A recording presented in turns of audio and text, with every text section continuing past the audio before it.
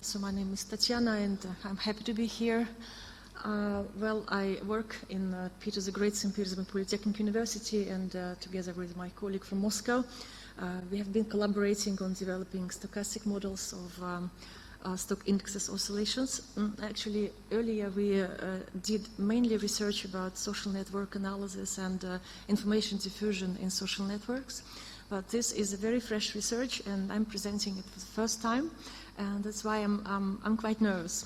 Well, I'll be happy to hear your remarks and suggestions, because this has never been presented before. So what are we studying? So we study random stochastic processes, which they can be studied by using mathematical models, statistical methods, diffusion models, but we don't use traditional approaches, and I'm going to talk about our new ideas. We suggest new approaches based on system self-organization and memory, and we try to incorporate into our model the previous states of the system, of complex system. So in this paper, we build this model and apply it to model the behavior of stock indexes at stock exchange markets. We use probabilistic schemes of transition. We build a stochastic equation and then derive coefficients for this equation. And we also use secondary data, some secondary data, to look at the behavior of this data and then compare how the model predicts this behavior. Oops. Okay, that's the plan of my presentation, but you see the traditional parts as a short literature review, then goals and approach, selection of the data, and how we pre-process the data, and finally how we analyze the developed model and which conclusions we arrive at. It's just a short literature review. In fact, our literature review is over 130 literature sources, so I divided all models into two large groups, all models to model stock market behavior. I want to emphasize I'm not a huge specialist on stock market behavior, so just apply it to this situation. So the first big category, traditional approaches, which use methods of mathematical statistics, and normally they work well for stationary time series, but for non-stationary time series, they often lead to inconsistencies and biases. And usually they deal with non-stationary time series by bringing them to stationary or quasi-stationary parts and looking at misbalances of what brings the stationary time series to non-stationary. So some examples of the models are on the slide, so you know them well. And according to the results, these models need to be developed further, but the traditional models mostly don't suit for stochastic processes. The second category, new approaches which have started to develop in the new millennium and a bit earlier, so neural networks, fuzzy logics, they are good and they're bringing very good results, but according to our comparisons, they are not perfect. So mathematical models are not perfect. So what are we doing? We found gaps. So traditional models don't suit for stationary time series, for non-stationary time series, okay? Then they usually, most models answer how the behavior of stock indices change, but they don't say why. We try to answer this question with our innovative model. So we say that changes happen because the system has features of self-organization and memory, because in complex social systems, usually human factor is present, so the processes are random, but they're not completely random. So that's the key idea of the research. So we use this idea to model systems with self-organization and memory about previous states. So there were the key research questions: how to derive statistical distribution law, how to estimate parameters, how to get the equation for probability density for our data, and how these data characteristics change with the pace of time. Okay, the idea, I guess, I already described. We look So the market's behavior is a stochastic process, okay? And the change in stock indexes we define as amplitudes of their amplitudes are positive or negative. And the amplitudes are random, but they have potential for self-minimization and memory, and also have oscillations, which we try to describe as our model. We built a new distribution function which can be used in the future to generate a set of possible time series, to analyze the mean values of new trajectories, and compare observed data with theoretical data, and develop a set of indicators for future decision making, and to see how these indicators work and how well they're predicted by our model. Okay, the novelty I guess I described already. So we try to answer the question why. So I go further.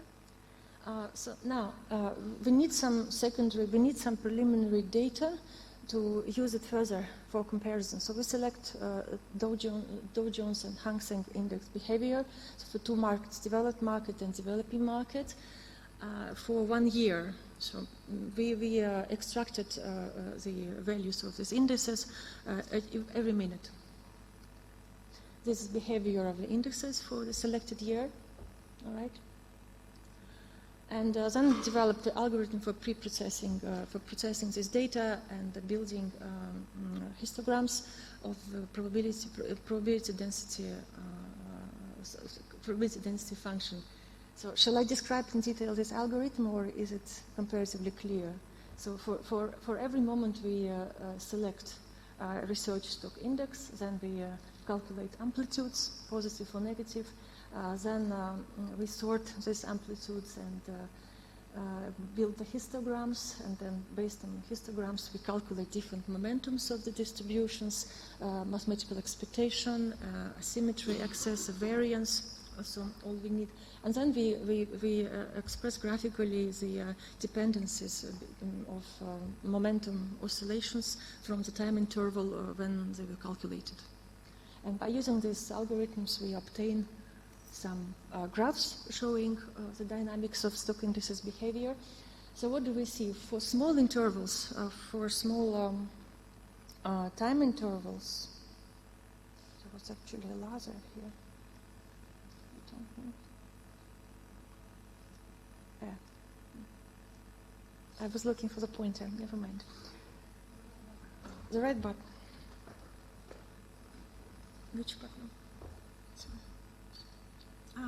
Upper. Okay, thank you. So we see that for small time interval, we have a peak, a well-expressed peak for our distribution for both Dow Jones and Hang Seng index. When the time of calculation for the amplitude increases, we see a completely different picture. So the maximum peak gets lower, the distribution gets wider, the size of distribution gets wider. Pardon? No, it's how the index changed in the given time interval, so plus or minus. Actually, there is some similarity with what Yuri presented yesterday. You looked at this, so higher or lower, and within a certain interval t, as I understood. Yes. Yeah, so just the difference, plus or minus. Okay, the distribution gets wider, the peak gets lower, and we see that distribution gets shifted to the right. So the left tail is smaller. So this is just to remember the shape of this distribution. We will compare what our model brings us. Oops.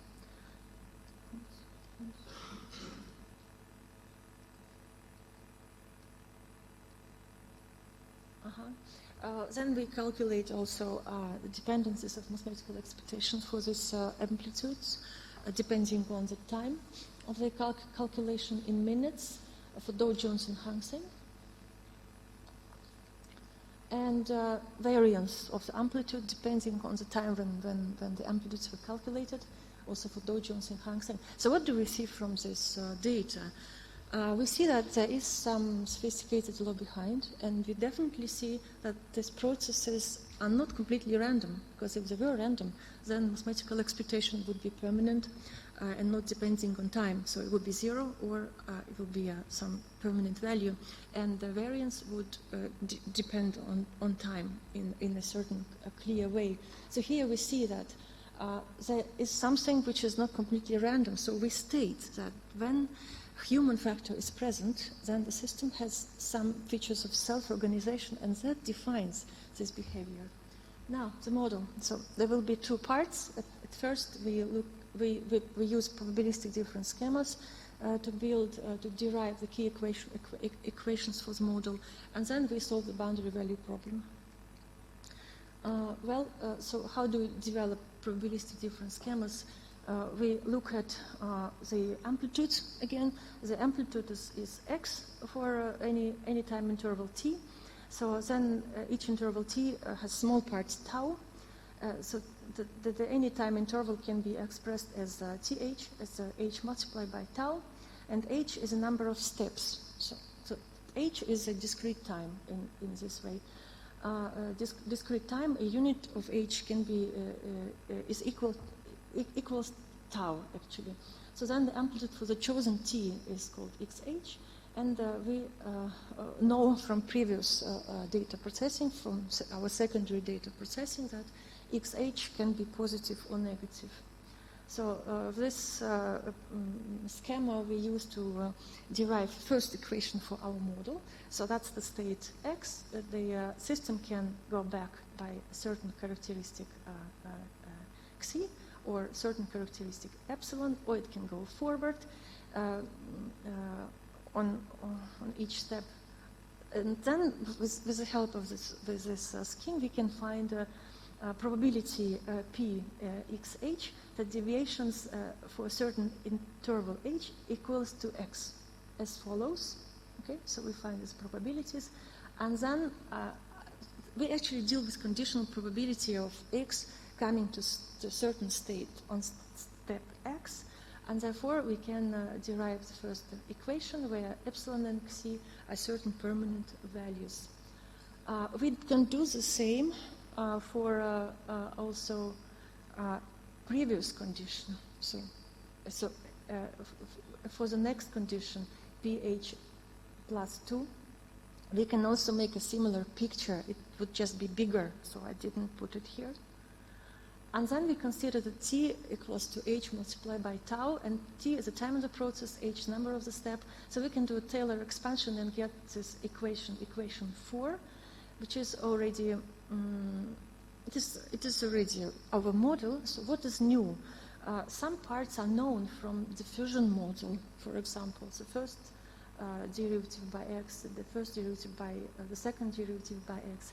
But this is a new thing, this derivative by t, which shows actually systems, the process where the states become sources of other emerging states. This is like self-organization and acceleration of the ordered transition and random transitions. So the previous members are known from diffusion model, well known. This is an ordered transition which is called drift, and this is uncertainty of change, the second derivative by x.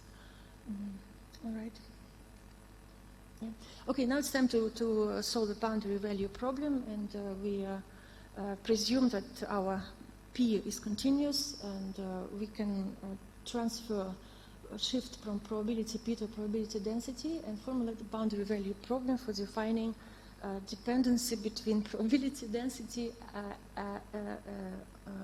of observing deviation amplitudes for stock indexes within certain time interval t.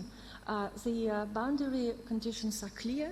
We know from our pre-processed data that when x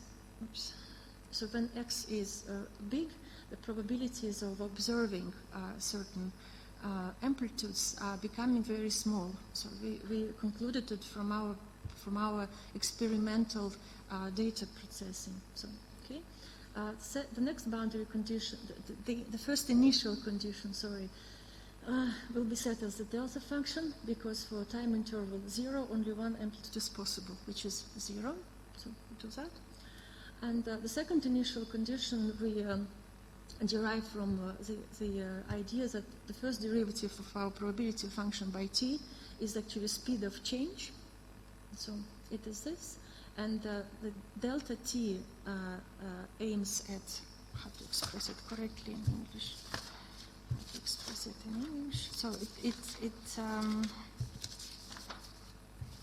sorry, I forgot the word. I forgot one word. It tends to x. Okay, it tends to x. So then we can derive the second initial condition, which can be expressed as follows, where psi can be a periodic function which we can identify after analyzing our process, because every process has certain features, and we know what we are discussing. So based on the typology, the type of the process, we can formulate a psi, which can be periodic, non-periodic, depending on the type of the process we are speaking about. And then we solve the boundary problem and get our result. So this is our result. Looks nice, huh? So that is a probability function. And let's see what it shows. It has certain coefficients. And oops, let's just look at the part of this problem. This is a lambda. This is a wavelength, because in fact we get the wave equation. That's the wave equation. And this is the wavelength for the periodic function psi. If psi equals to 0, then we don't have any wavelengths clear. So then equation 5 belongs to the category of wave equation, and the k would be the time lag for the wave process. So I want to emphasize that the model incorporates a lot of features which have to be, of course, analyzed further and have to be applied in a real situation more. But these are the results we have received by now. K, so the time lag would be expressed as this, where V0 is the speed of the wave process transmission. This is what we can see from our model. At first, we see that the probability density of distribution shifts to the side of positive influence when the time increases, and that exactly fits our preliminary data processing. The height of the peak increases, the width. The height of the peak decreases, the width increases, which again corresponds very well to what we saw with our preliminary data. We observe asymmetry of our distribution. Okay, we were also looking for that, and we observe oscillations. Unfortunately, the time is comparatively short, and I cannot show you all results for all graphs we derived for this model. Further, you see that when our stochastic variance epsilon gets equal to xi, then the maximum distribution will correspond to 0, and distribution will become symmetrical. That you see from our equation, from this huge equation 5, and so on. More and more features. Now it's time to look at how our model describes a real situation. For that, we have to choose some experimental coefficients. Here, we just chose them now because for two processes, the alpha 1 and alpha 2 are weight coefficients. The total amount of weight coefficient equals to 1. How can we so what can they mean actually? We speak about stock exchange. This can be coefficients describing behavior of two groups of people, bulls and bears, for example. And we know we know approximately from past experience what's the proportion of these groups. So based on that, we can give alpha 1 and alpha 2, but they can also be calculated from our model. Then we build dependence of mathematical expectation and variance for amplitude oscillations depending on the time when they were calculated. And if you remember the previous graphs, you see how well the model describes behavior of the data. So you see the shapes and the peaks. Okay. Okay? And I come to conclusions. At first we investigated the behavior of two indexes, Dow Jones and Hang Seng. Here you might ask me why we looked at only Dow Jones. It's just more interesting. The shape was more interesting. For Hang Seng, it was just a line going down. So it's more interesting curve here. That's why only Dow Jones is illustrated on my slide. The preliminary research showed that the processes are not completely random, that there must be something behind. And we also we compared the Fokker-Planck equation and Liouville equation results, and we showed in our work that they don't model the behavior similar quality as our model. So then we developed this model which involves the process of self-organization and memory about the previous states. We showed the model fits with observed data quite well. You might ask me what can be done further with this model. Well, actually a lot. We can apply it to real-life situation and see how the indicators are reached with this model, how the indicators of profitability are met with the help of this model, and see how it changes in time, and show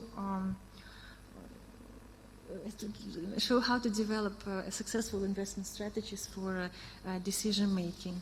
Actually, we developed the algorithm for decision making, but it's not completely formulated. It should be improved more. That's why I'm not presenting it now. And thank you very much for your attention. Thank you.